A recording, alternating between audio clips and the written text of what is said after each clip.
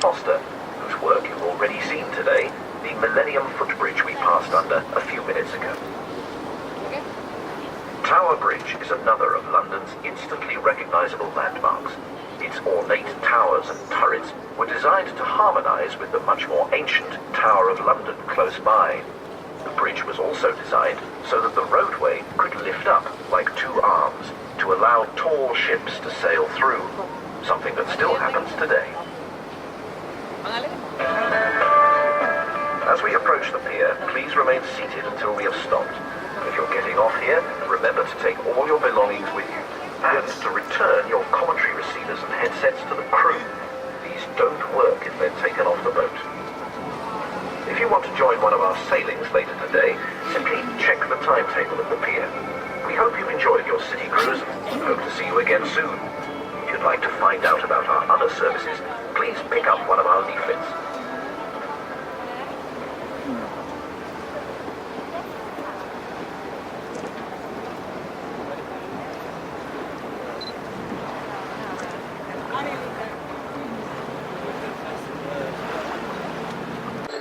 About 5 years ago, you could see the building site, the largest building site in southeast England, from about 13 miles away at 5,000 feet, but now virtually complete, and this aircraft is really the last thing in the last piece of the jigsaw that completes Bryce Norton as the world-class mobility hub for the Royal Air Force.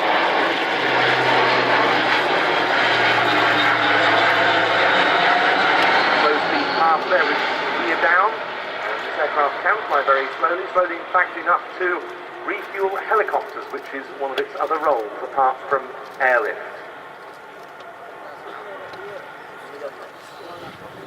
And in my day job, I'm the Release to Service Authority for the Royal Air Force.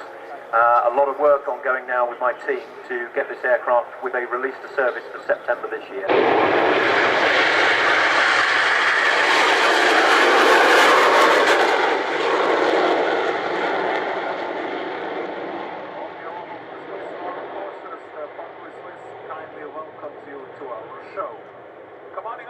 Lieutenant Colonel Hursley and his entire crew would like to invite you to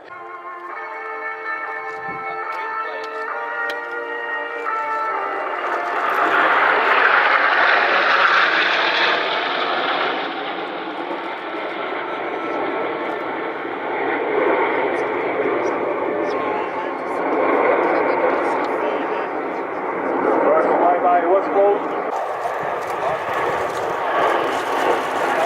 Give them another wave, boys and girls.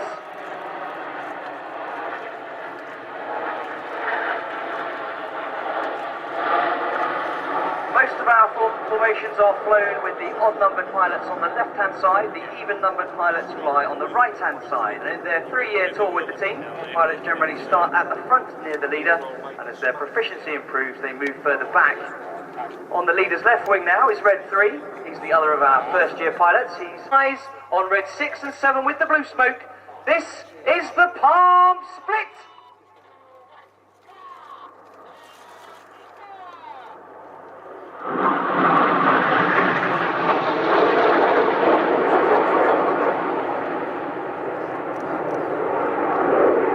With his smoke on to the left-hand side is Red 6, leader of the Synchro pair, Flight Lieutenant.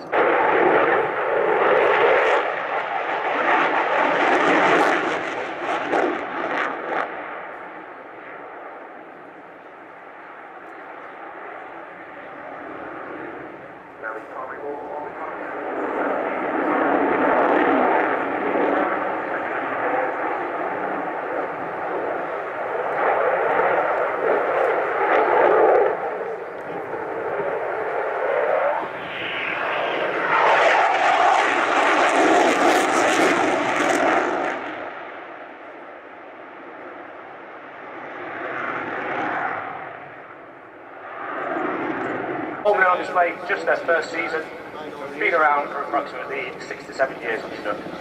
And I'm going to hand over to a good friend of ours, Peter Dixon, for the introduction.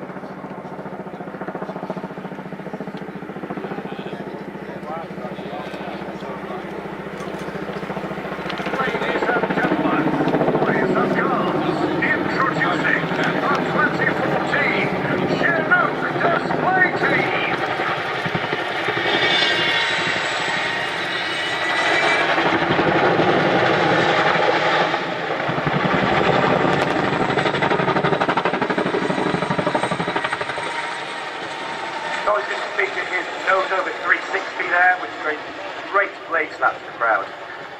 transitioning over to crowd left with a wing over to come back in for a roller coaster. Charlie's going to pull the aircraft up to approximately 8.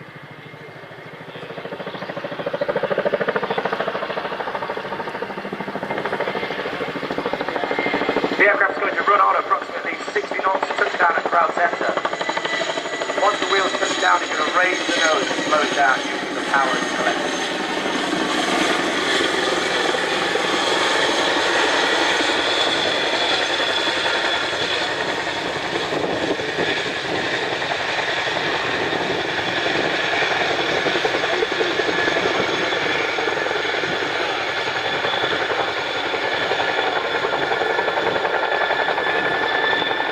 He's now going to raise the nose to his maximum angle of bank and he's going to start to move the aircraft backwards.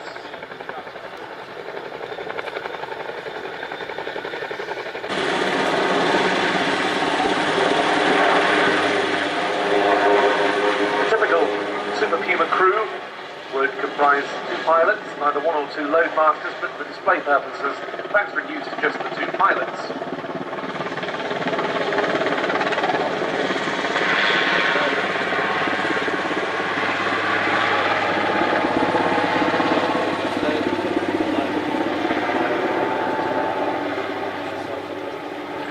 Shortly the helicopter will pull up before accelerating.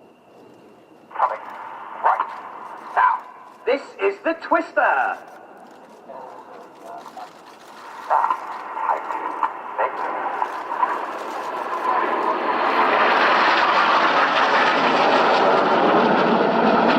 Getting very dizzy there with the red smoke is Red 5. He's Flight Lieutenant Steve Morris, a second-year pilot with the team. He is a former Hawk flying instructor, and then operationally, Steve flew both the Harrier GR9 and the Tornado GR4 before. We are the Royal Air Force Aerobatic Team, the Red Arrows!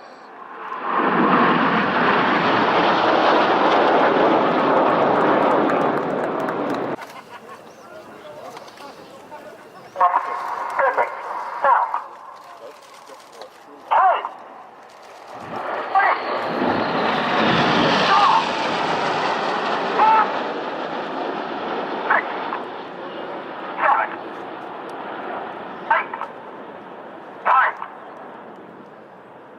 Incidentally, the smoke we use is actually regular diesel fuel that's injected into the aircraft's 400-degree engine exhaust, and that causes it to vaporise. So pure diesel gives us white smoke, and to get the red and blue, we simply add a dye to the diesel, and each aircraft can carry 5 minutes of white smoke and a minute each of red and blue in a specially modified container beneath each of the jets. When Red 1 comes to touchdown, he'll put a little blip of smoke out, and that gives the following aircraft an indication of what the drift is doing, and therefore what the wake turbulence. Actually, a clear hot L1.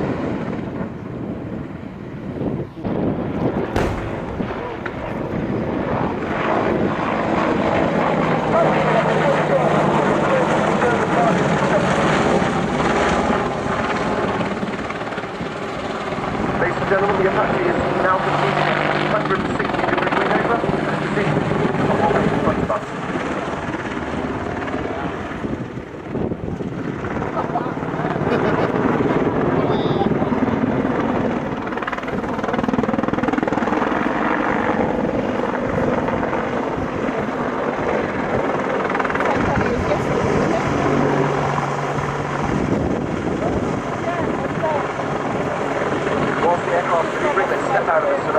About the weapon systems available.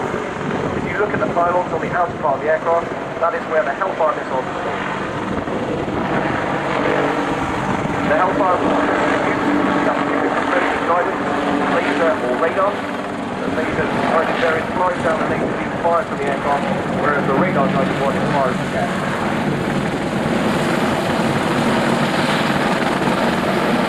Next to the Hellfire are the rockets. Carry the aircraft can carry a maximum of 76. There are a variety of rocket types available to the crew, and they will use the types depending on the target which they're engaging. Finally, located under the nose of the aircraft, you can see it moving there, is a 30mm cannon. This fires 10 rounds a second out to distances of over 4 kilometers. The pilot wears a monocle over their eye, use this to aim and fire the gun. The large dome on top of the aircraft is the fire control radar, known as the FCR. This can find large amounts of targets and with its computer, prioritise the most dangerous for the crews to shoot at. Apache, is your clear hot? The Apache now using another 180-degree return to target, and they're running in for a 30mm strike from the left.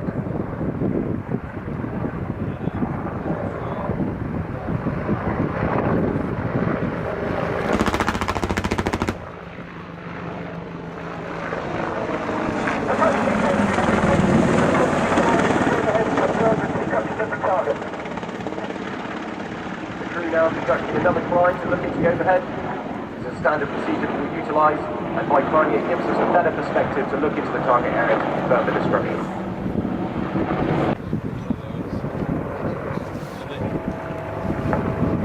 Apache, in hot. Rockets.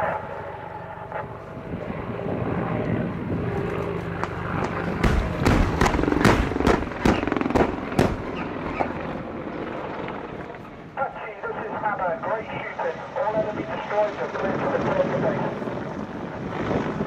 Ladies and gentlemen, the crew are now before what's considered a hunt. The aircraft launch, so you can see the 10-ton aircraft.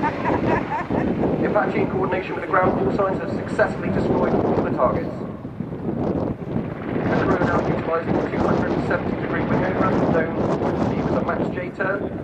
Bypass the Rest of the Royal Air Force aerobatic team that aren't the 9 pilots you're about to see flying. Thank you very much. Well, the jets are getting ready to display.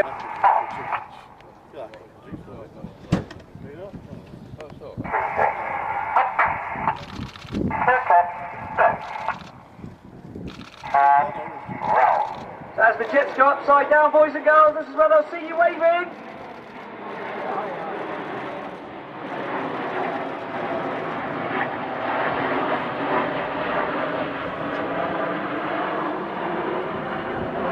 The aircraft that Renards originally used was known as the Holland Gnat, and that was the advanced jet trainer in the Royal Air Force in 1960.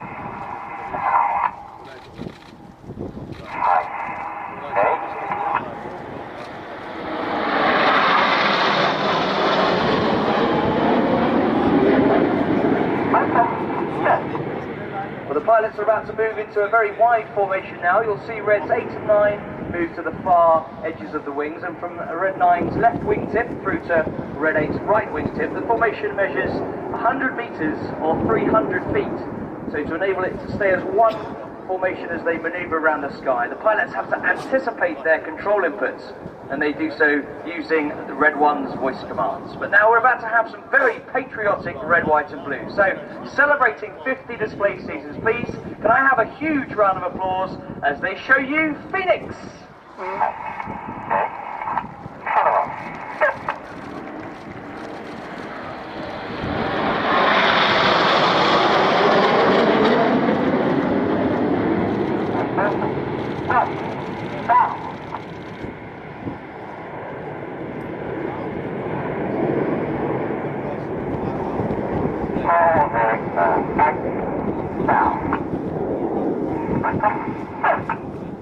On the leader's right wing is the first of our 2 first-year pilots for 2014. He's Red 2, Flight Lieutenant Stu Campbell. Stu is a former Tucano instructor. You saw it display here earlier. He in fact displayed the Tucano in 2008 and spent 3 years.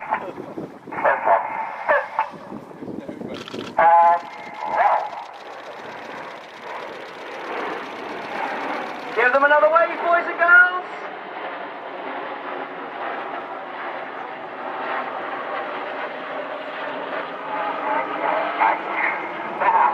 Most of our formations are flown with the odd-numbered pilots on the left-hand side. The even-numbered pilots fly on the right-hand side. And in their 3-year tour with the team, the pilots will generally start at...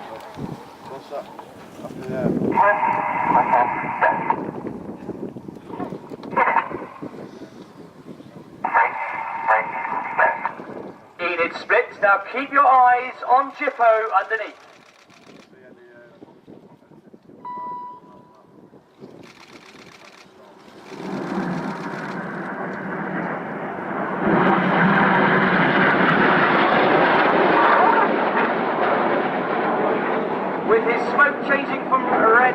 on the left-hand side is Red 6, and leader of the synchro pair, Flight Lieutenant James McMillan. It's James's third and final year as a Red Arrow. He actually grew up in New Zealand.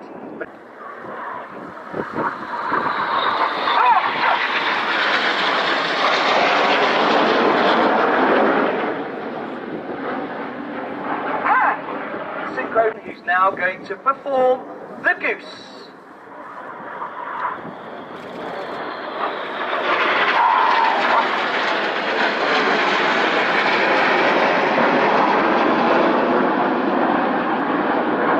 Steeply to the left with a red, white and blue stripe is Red Note before they split.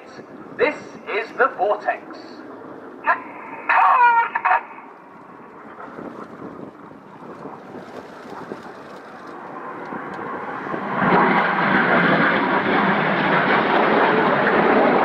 Up through the middle of the Vortex with the white smoke is Red 8. He is Flight Lieutenant.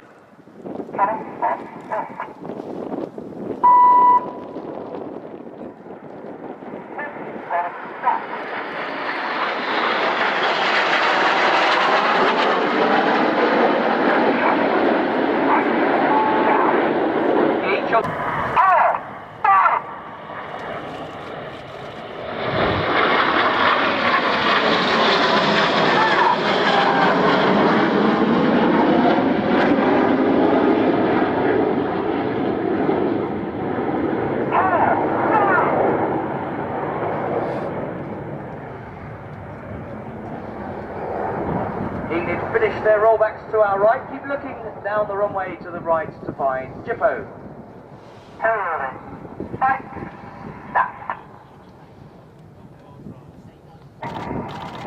This is the Twister.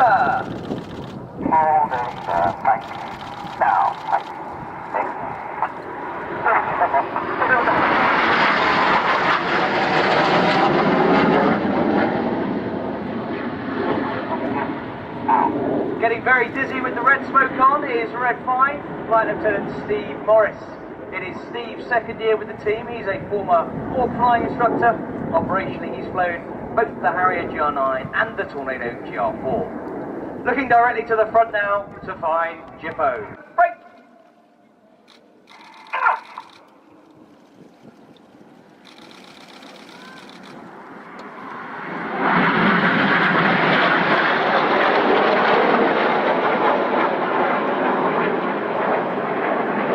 Smoke changing from blue to white on the this is the Vixen break.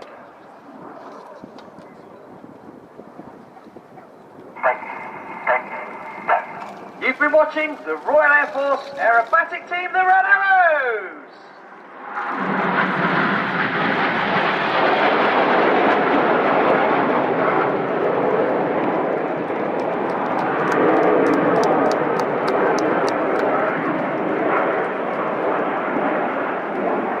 Red 1 is about to put his smoke on. He's going to gather all 9 aircraft together to recover and land on